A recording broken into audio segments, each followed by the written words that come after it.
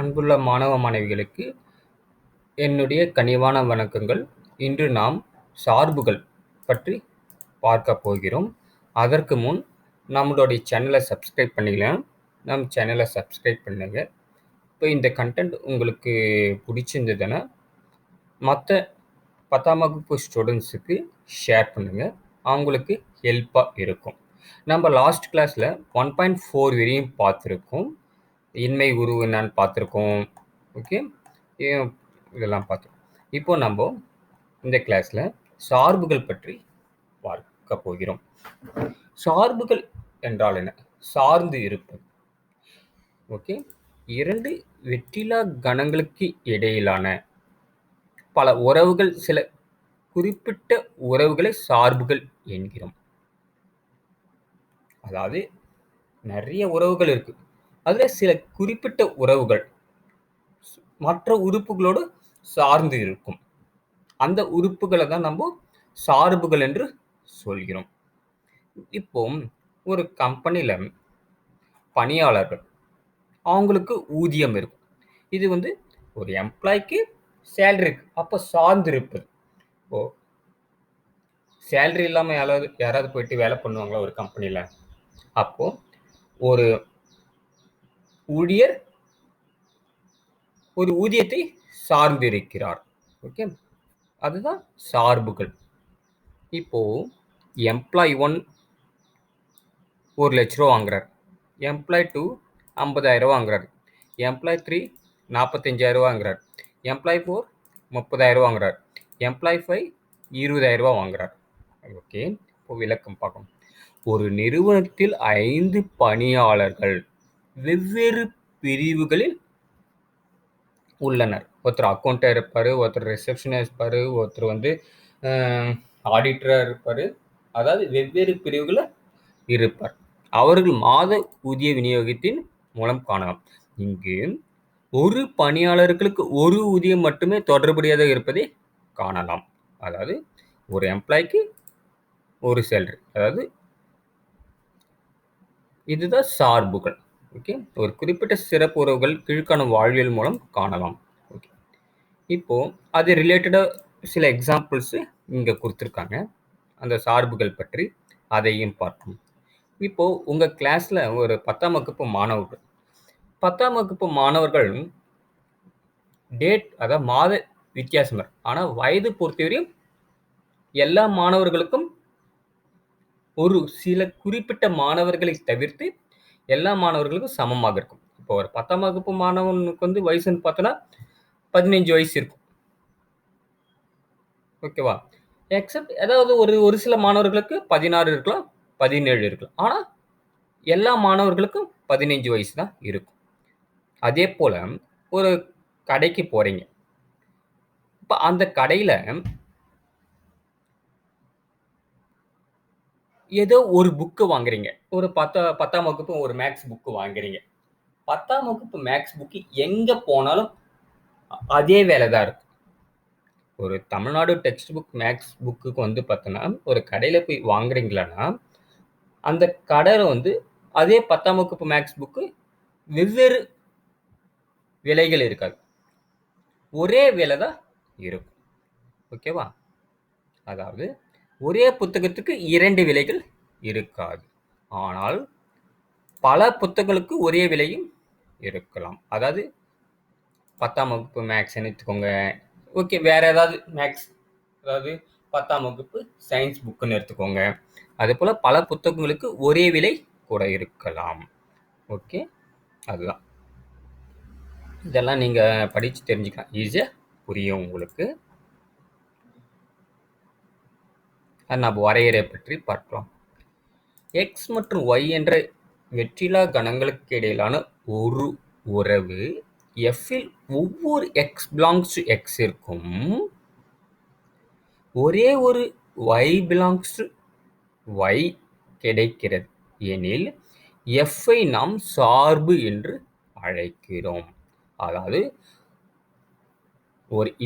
நம்ம தெளிவா சொல்லணும்னா, ஒரு உள்ளீடுக்கு ஒரு வெளியீடு கிடைக்கிறது எனில் அது சார்புகள்.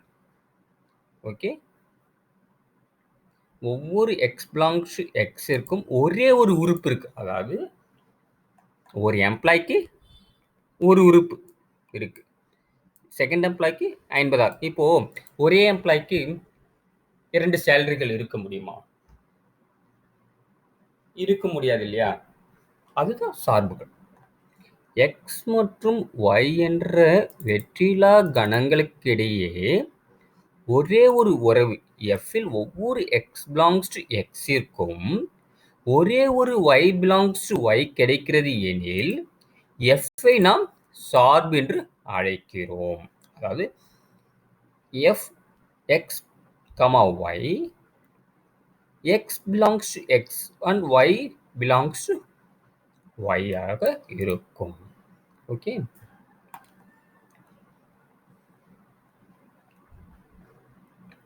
இங்க பாருங்க, இது அடுத்த விளக்கத்தை பற்றி பார்க்கலாம்.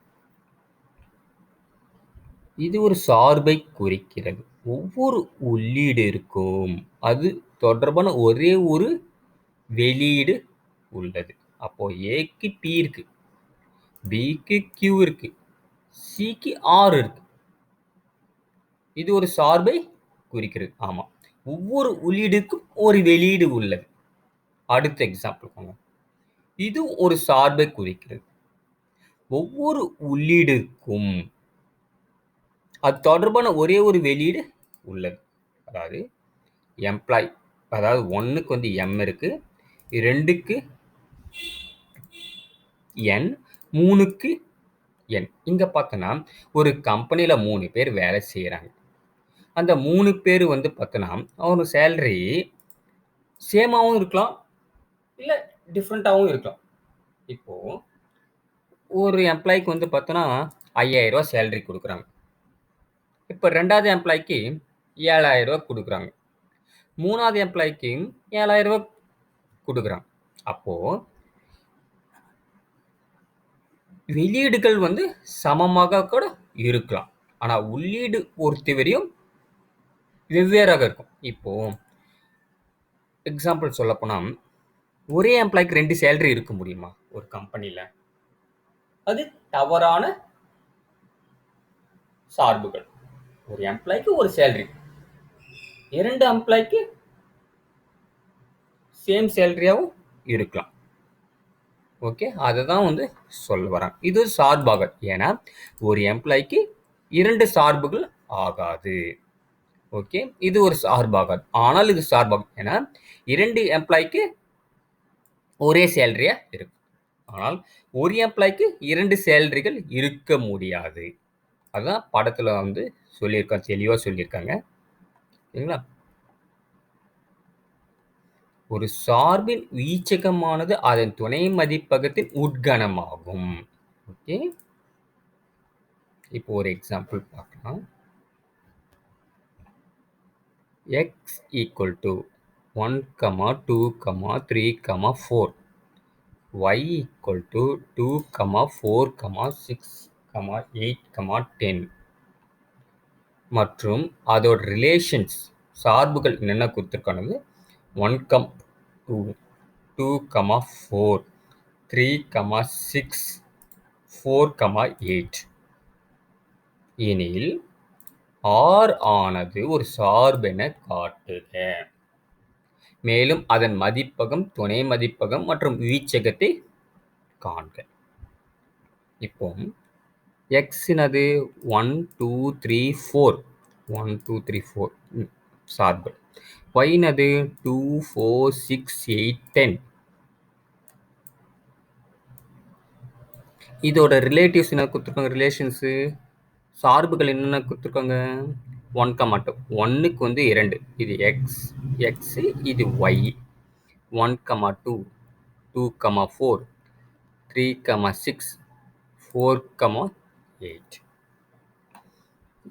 ஒவ்வொரு எக்ஸ் பிலாங்ஸ் டு எக்ஸிற்கும் ஒரே ஒரு ஒய் பிலாங்ஸ் டு ஒய் உறுப்பு கிடைக்கிறது எனில் எக்ஸின் எல்லா உறுப்புகளுக்கும் ஒய்யில் ஒரே ஒரு நிழல் உறுப்பு, ஒரு 1க்கு ஒரு நிழல் உறுப்பு இருக்கு, 2க்கு 4, 3க்கு 6, 4க்கு 8 ஒரே ஒரு நிழல் உறுப்பு உள்ளது. ஏன்னா இது வந்து ஒரு சார்பு ஆகும். ஓகேங்களா? ஏன்னா ஒரே ஒரு எக்ஸுக்கு ஒரே ஒரு நிழல் உறுப்பு y இருக்கு. இப்போ இது ஒரு சார்பு. ஓகேங்களா?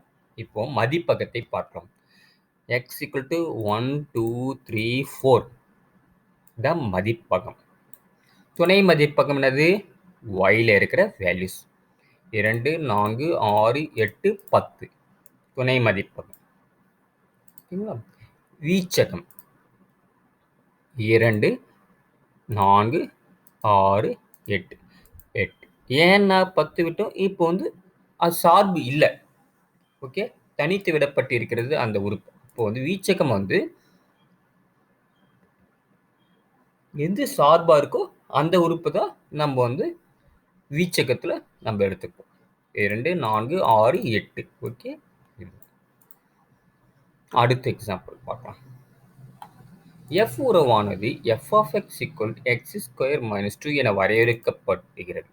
இங்கு x belongs to -2, -1, 0, 3 என கொண்டால் f இன் உறுப்புகளை பட்டியலிடுக. f ஒரு சார்பாகுமா? இங்க 2 பத்தி நம்ம பார்ப்போம்.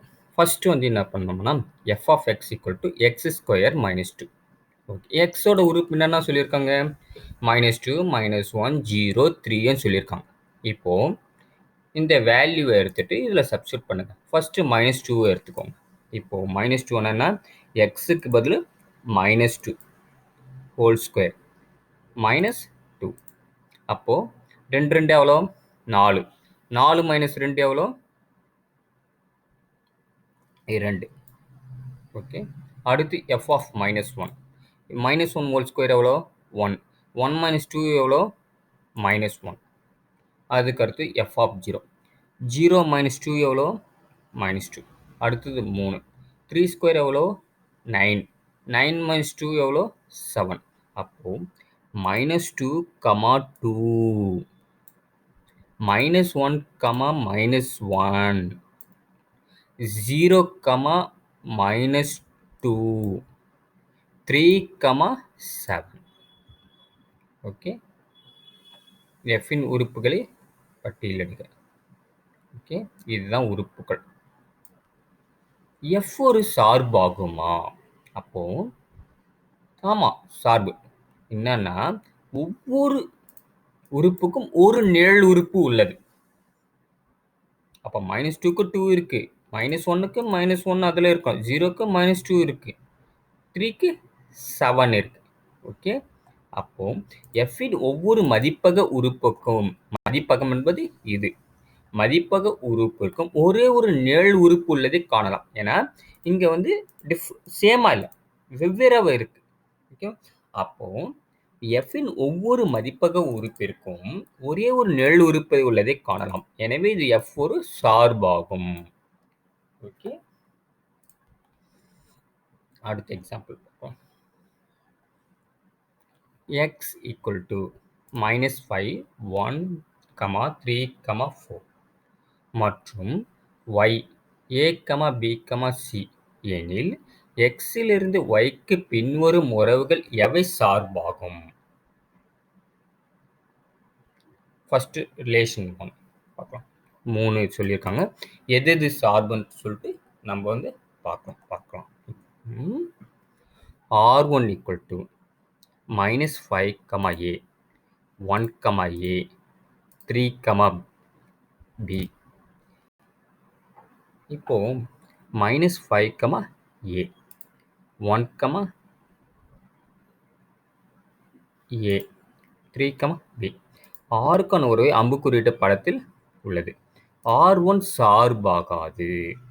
காரணம் 4 belongs to y ல் நிழல் உறுப்பு இல்லை. ஏன்னா இங்க பார்த்தோன்னா உறுப்புகள் வந்து இல்லை. அப்போ வந்து இது ஒரு சார்பாகாது. ஏன்னா இது வந்து தனித்து விடப்பட்டிருக்கிறது. 4 என்ற உறுப்புக்கு இங்க வந்து நிழல் உறுப்பு இல்லை. அப்போ இது ஒரு சார்பு இல்லை. ஓகேங்களா? அடுத்தது பார்க்கலாம். -b, பி, 1, பி, 3, ஏ, 4, சி. ஓகே, இது ஒரு நிழலுறுப்பம். ஒவ்வொரு உள்ளிருப்புக்கும் ஒரு வெளியீடு உள்ளது. -5க்கு பி இருக்கு, 1க்கு பி இருக்கு. நான் என்ன சொல்லியிருக்கேன்? 2 எம்ப்ளாய்க்கும் ஒரே சேலரி இருக்கும்னு சொல்றேன். ஓகேங்களா? அதுதான். 3க்கு ஏ இருக்கும், 4க்கு சி இருக்கும். ஓகே, R2 என்பது ஒரு சார்பாகும். Xன் ஒவ்வொரு உறுப்புக்கும் ஒரே ஒரு நிழல் உறுப்பு Yயில் உள்ளது. இது ஒரு சார்புகள். அடுத்தது இது சார்பாகும். ஏன்னா ஒரே எம்ப்ளாய்க்கு 2 சேலரி இருக்காது. இங்க பார்த்த அம்புக்குறி பார்த்தாவே ஒவ்வொரு உள்ளீடுக்கும் 2 வெளியீடுகள் உள்ளன. யாராவது எந்தாவது ஒரு கம்பெனில ஒரு எம்ப்ளாய்க்கு 2 சேலரி வாங்குறவங்க இருக்காங்களா? இருக்க மாட்டாங்க. ஒரு எம்ப்ளாய்க்கு ஒரு சேலரி. படத்துல பார்த்தாவே நீ தெரிஞ்சுக்கலாம். நீங்க இதெல்லாம் நீங்க பார்க்காதீங்க. நீங்க படத்துல பாருங்க. இது சார்பா சார்பில்லைன்னு சொல்லிடலாம். ஒரு உள்ளீடுக்கு 2 வெளியீடுகள் உள்ளன. அப்போது அது தவறான சார்பு பண்பு. அப்போ சார்பு ஆகாது. அவ்வளவுதான். ஒரு உறுப்புக்கு ஒரு நிழல் உறுப்பு இருந்தால் அது மட்டுமே அந்த உறவு சார்பாகும். ஓகே, அடுத்த எக்ஸாம்பிள் பார்க்கலாம். f of x equal to 2x minus x square என கொடுக்கப்பட்டுள்ளது எனில், இப்போ f of 1, f of x plus 1, f of x plus f of 1 ஆகியவற்றை காண்க. இப்போ xக்கு 1ன்னு பிரதியிடுறோம். அப்போ 2, 1 minus 1 square. 2 minus 1 equal to 1. xக்கு பதிலா x plus 1. அப்போ 2, x plus 1. xக்கு பதிலா x plus 1 minus xக்கு பதிலா x plus 1 whole square equal to 2x plus 2 minus x plus 1 whole square என்னது? x square plus 2x plus 1. அதாவது a plus b whole square equal to a square plus 2ab plus b square. அந்த formula apply பண்ணியிருக்கேன். ஓகேங்களா?